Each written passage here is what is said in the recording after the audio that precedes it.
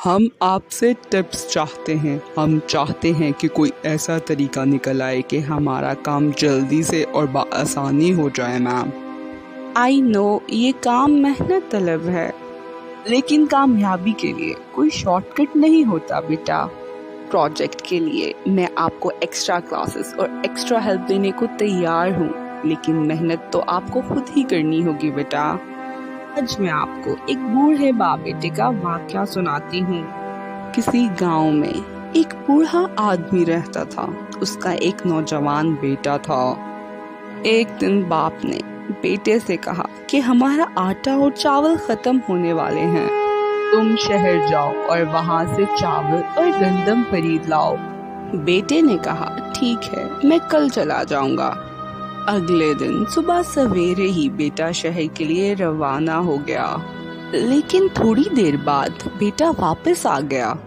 بیٹے نے باپ کو بتایا کہ شہر کی طرف جانے والا جو پل ہے وہ ٹوٹ چکا ہے، اس لیے آج میں وہاں سے نہیں جا سکتا۔ باپ نے بیٹے سے کہا کہ شہر جانے کا ایک دوسرا راستہ بھی ہے، وہاں سے چلے جاؤ۔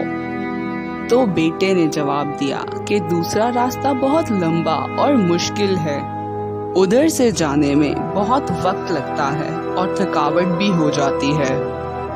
بیٹا بولا میں نے گاؤں والوں سے معلوم کیا ہے، جلد ہی پل کی مرمت ہو جائے گی تو ہم تھوڑا انتظار کر لیتے ہیں۔ بیٹے نے کہا پل مرمت ہو جاتا ہے تو کل چلا جاؤں گا۔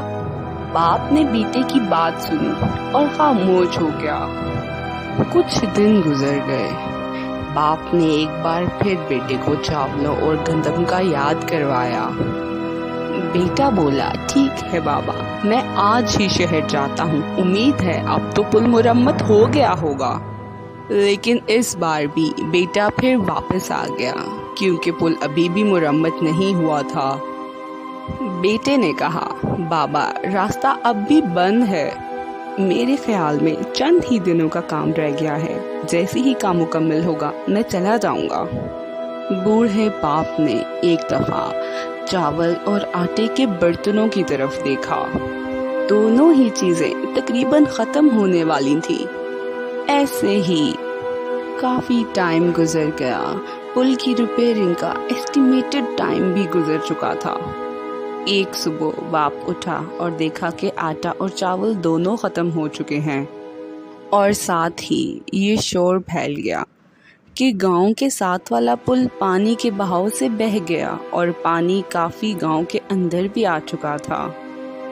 پل تو کیا، اب تو شہر جانے والا زمینی راستہ بھی سارا زیر آب آ چکا تھا۔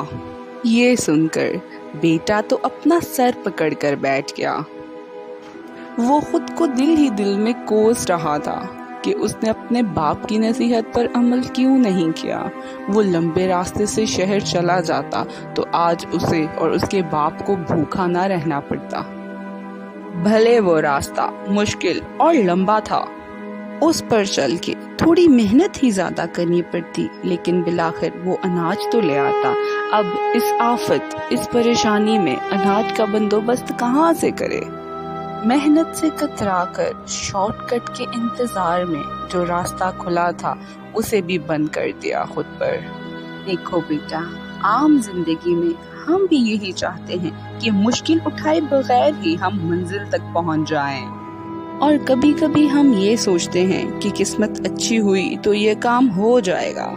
ہم لاپرواہی کر دیتے ہیں، سارا کچھ قسمت پر چھوڑ دیتے ہیں، لیکن سچ بات تو یہ ہے کہ ایک اچھی اور مطمئن زندگی کا کوئی شارٹ کٹ نہیں ہوتا۔ ہمیں چاہیے کہ بہادری سے مشکل راستے پہ چلیں، جو ایک نہ ایک دن ہمیں منزل تک لے ہی جائے گا۔ بیٹا یہ بات ہمیشہ یاد رکھنا، جو چوائس آپ آج کرو گے وہ آپ کے کل پر بھی اثر انداز ہوگی، ایک نہ ایک دن اس کا نتیجہ ضرور آئے گا۔ اکثر اوقات ہماری چوائسز ہی ہمارے مستقبل کا فیصلہ کرتی ہیں۔ تو میرا آپ سے سوال ہے کہ آپ کون سا راستہ چن رہے ہیں؟ کیا آپ نوٹس اور آسانیوں کی تلاش میں رہیں گے، یا پھر آپ تیار ہیں چیلنجز کا، مشکلات کا سامنا کرنے کے لیے، خود کو گروم کرنے کے لیے، کچھ نیا لرن کرنے کے لیے؟ Thanks, ma'am. We will definitely go with your advice.